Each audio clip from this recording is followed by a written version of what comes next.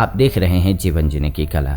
मित्रों, आज के इस वीडियो में हम सभी जानेंगे पितरपक्ष 2020 की तिथि क्या है, स्टार्ट तिथि क्या है, श्राद्ध 2020 कब से स्टार्ट है, महत्वपूर्ण तारीखें कौन कौन सी हैं और कौन से काम इसमें भूल करके भी आपको नहीं करना चाहिए। श्राद्ध हम किसे कहते हैं और श्राद्ध किन के लिए जरूरी होता है, श्राद्ध के पीछे की जो पौराणिक कथा है वो भी मैं आपको इस वीडियो में बताऊंगा, सुनाऊंगा। और श्राद्ध के दिनों में हमें क्या करना चाहिए और श्राद्ध में क्या नहीं करना चाहिए ये भी बताऊंगा। हमें अपने पितरों का श्राद्ध, किन का श्राद्ध किस दिन करना चाहिए, ये सारी जानकारी इस वीडियो में स्टेप बाय स्टेप दूंगा। तो इसलिए वीडियो को अंत तक जरूर देखिए और वीडियो को लाइक कर दीजिए, शेयर कर दीजिए व्हाट्सएप पे, फेसबुक पे, ताकि सभी को वीडियो मिल सके। और कमेंट में जरूर लिखिएगा आप ओम नमः शिवाय, हर हर महादेव, जय सभी पितृ देवताओं की। दोस्तों, साल 2020 में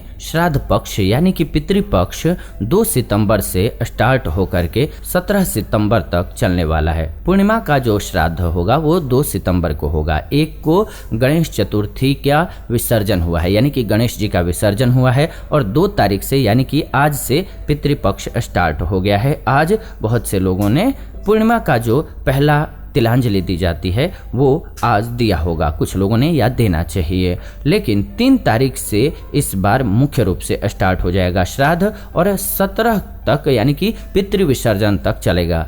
धार्मिक मान्यता जो है पितृपक्ष को लेकर के, इसमें ये कहा जाता है कि पूर्वजों की आत्मा की शांति और उनके तर्पण के लिए श्राद्ध किया जाता है। अब श्राद्ध का अर्थ क्या है ये भी समझना जरूरी है। श्राद्ध का अर्थ होता है श्रद्धा पूर्वक अपने पितरों के प्रति सम्मान प्रकट करना, यानी कि श्राद्ध मतलब कि श्रद्धा है। हम अपने पितरों, अपने देवताओं, यानी कि पितर कहने से मतलब ये मत समझिएगा आप कि पिता से है, केवल पिता से नहीं, आपके दादा परदादा, खानदान में जितने लोग हुए हैं उनकी वजह से ही हमारा वजूद है, उन्हीं से हमारी उत्पत्ति हुई है। वो में कोई भी एक कड़ी मिस हो जाए तो हम नहीं होते इस दुनिया में। तो इसलिए उन सभी के प्रति श्राद्ध जो श्रद्धा होती है वो हमें अर्पित करने का मौका मिलता है इस पितृपक्ष में। श्रद्धा पूर्वक अपने पितरों के लिए सम्मान प्रकट कीजिए और इस महीने में करना चाहिए। विशेष महत्व होता है खास करके श्राद्ध का हिंदू धर्म में। तो चलिए मैं आपको श्राद्ध पक्ष से जुड़ी हुई हर छोटी बड़ी जानकारी देने जा रहा हूँ। सबसे पहले जैसा कि मैंने आपको बताया श्राद्ध किसे कहते हैं और श्राद्ध किन के लिए किया जाता है। सनातन धर्म की मान्यता के अनुसार जो परिजन अपना शरीर त्याग कर चले जाते हैं उनकी आत्मा की तृप्ति के लिए हम श्रद्धा भाव से तर्पण करते हैं और उसे ही श्राद्ध कहा जाता है। ऐसी मान्यता है कि मृत्यु के देवता यमराज श्राद्ध पक्ष में जीव को मुक्त कर देते हैं ताकि वो स्वजनों के यहाँ पर जाकर तर्पण ग्रहण कर सके। इसके पीछे जो पौराणिक कथा है वो भी मैं आपको सुनाऊंगा। पितर हम किसे कहते हैं ये भी हमें जानकारी होनी चाहिए। पितर हम उन्हें कहते हैं जो माता पिता हैं वही नहीं है, हमने आपको अभी बताया जो सास ससुर भी होते हैं वो भी पितर ही होते हैं। पितर किसी भी परिजन, चाहे आप विवाहित हैं, अविवाहित हैं, घर का कोई बच्चा हो, बुजुर्ग हो, जिसका भी देहावसान हो चुका है, जिनकी मृत्यु हो चुकी है, वो पितर होते हैं हमारे। पितृपक्ष में मृत्यु लोक से यही पितर पृथ्वी पर आते हैं और अपने परिवार के लोगों को आशीर्वाद देते हैं। पितृपक्ष में पितरों की आत्मा की शांति के लिए ही उनको तर्पण दिया जाता है, तर्पण किया जाता है। पितर अगर प्रसन्न होते हैं तो घर में और आपके जीवन में हर तरह की सुख शांति बनी रहती है।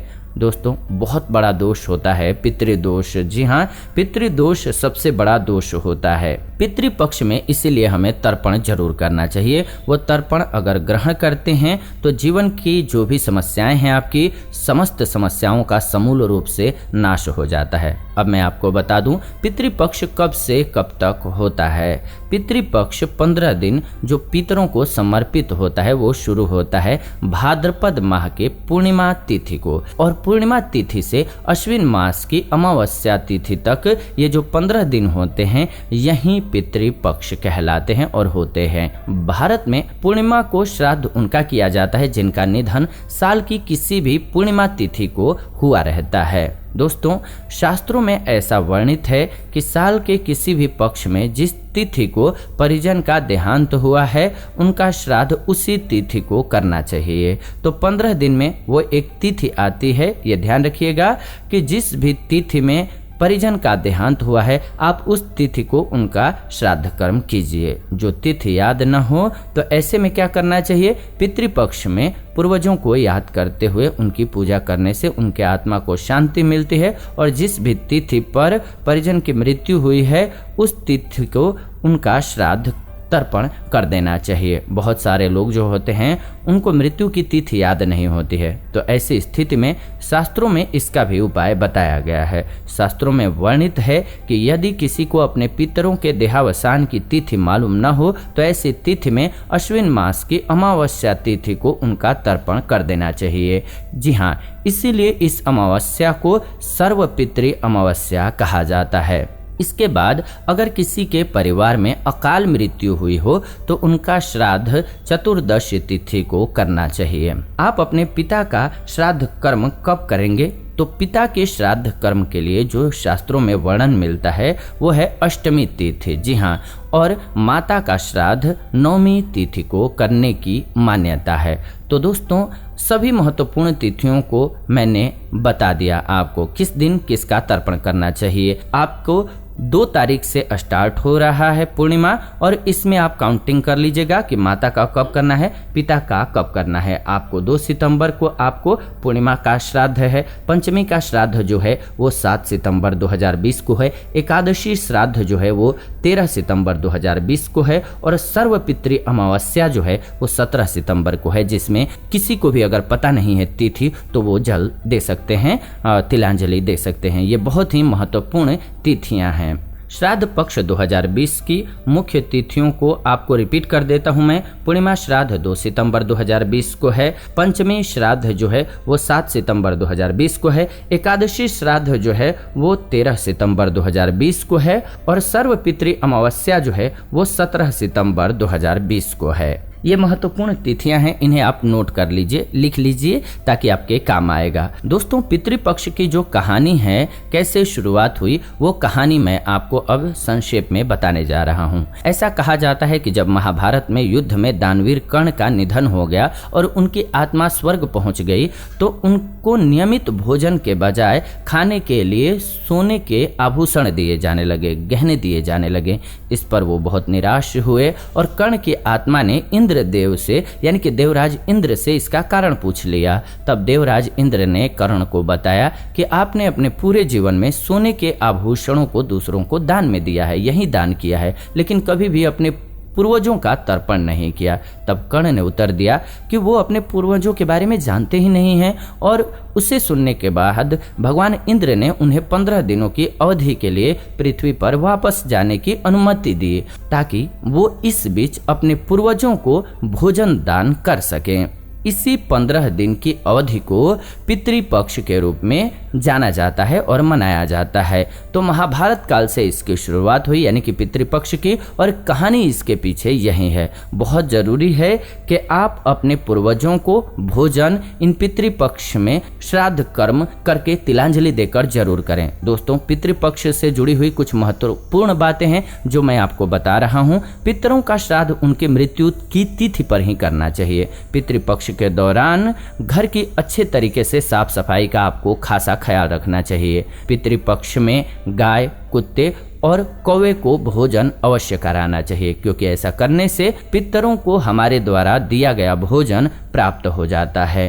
पितृपक्ष में जिस व्यक्ति का श्राद्ध कर रहे हैं उनका मनपसंद खाना जरूर बनाना चाहिए। पितृपक्ष में ब्राह्मणों को भोजन अवश्य कराना चाहिए और अपने सामर्थ्य के अनुसार दान दक्षिणा उन्हें जरूर देना चाहिए। पितृपक्ष में पितरों के श्राद्ध के बाद भांजे को भोजन कराने का विधान है। उन्हें भी दक्षिणा दे करके उनसे भी आशीर्वाद जरूर लेना चाहिए। अब मैं आपको बताने जा रहा हूँ कि पितृपक्ष के दिनों में क्या बिल्कुल नहीं करना चाहिए। पितृपक्ष में पितरों का श्राद्ध कर्म अवश्य करना चाहिए। यदि आप ऐसा नहीं करते हैं तो पितरों का श्राप लगता है आपको और आप बर्बाद हो सकते हैं। आपको घर में लड़ाई झगड़ा क्लेश, पैसे रुपए की दिक्कत, बाहर जाएंगे तो भी दिक्कत आने लगती है। अगर आप नहीं करते हैं उनका श्राद्ध तो पितर नाराज होते हैं और घर में मांस मदिरा का सेवन नहीं करना चाहिए। पितृपक्ष में खास करके शुद्ध सात्विक भोजन इन 15 दिनों में आपको करना चाहिए। पितृपक्ष में किसी भी पशु या पक्षी को मारना नहीं चाहिए, सताना नहीं चाहिए। ऐसा करने से पितर नाराज हो जाते हैं। पितृपक्ष के दिनों में किसी भी ब्राह्मण या बुजुर्ग का अपमान बिल्कुल भी भूल से भी नहीं करना चाहिए। पितृपक्ष के दिनों में ऐसा माना जाता है कि अपने बाल और दाढ़ी जो पुरुष हैं ऐसा न करें कि बिल्कुल भी उसको काटे नहीं, शेविंग न करें, और महिलाएं भी अपने बाल न कटाएं। ये बहुत जरूरी होता है जो पितृपक्ष में आपको ध्यान में रखना चाहिए और नहीं करना चाहिए।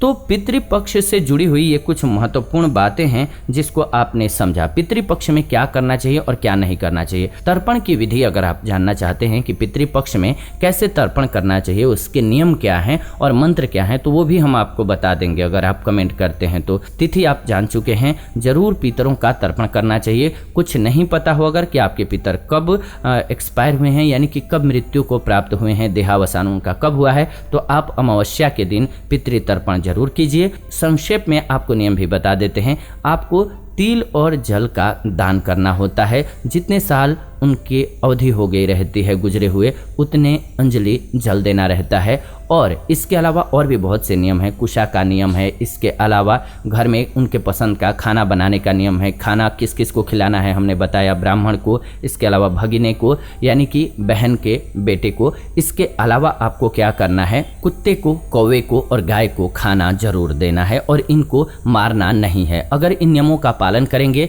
आपके घर में सुख समृद्धि बनी रहेगी। तो ये वीडियो आज की रही आपके लिए श्राद्ध पक्ष के लिए। ऐसे ही नई वीडियो इस चैनल के माध्यम से हम लेकर के आते रहते हैं। तो ऐसे नई वीडियो के लिए चैनल को सब्सक्राइब कर लीजिए, बेल नोटिफिकेशन को ऑन कर लीजिए ताकि नई वीडियो आपको सबसे पहले मिले। साथ ही साथ वीडियो को लाइक कर दीजिए, शेयर कर दीजिए व्हाट्सएप पे, फेसबुक पे, ताकि सभी को वीडियो मिल सके। फिलहाल आज इस वीडियो से विदा लेते हैं। जुड़ेंगे नई वीडियो में नई जानकारी के साथ। तब तक आप सभी खुश रहें, आनंदित रहें। वीडियो को अंत तक देखा आपने, इसलिए दिल से धन्यवाद। प्रेम से कमेंट में जरूर लिखिए। ओम नमः शिवाय, हर हर महादेव, जय पितृदेव की।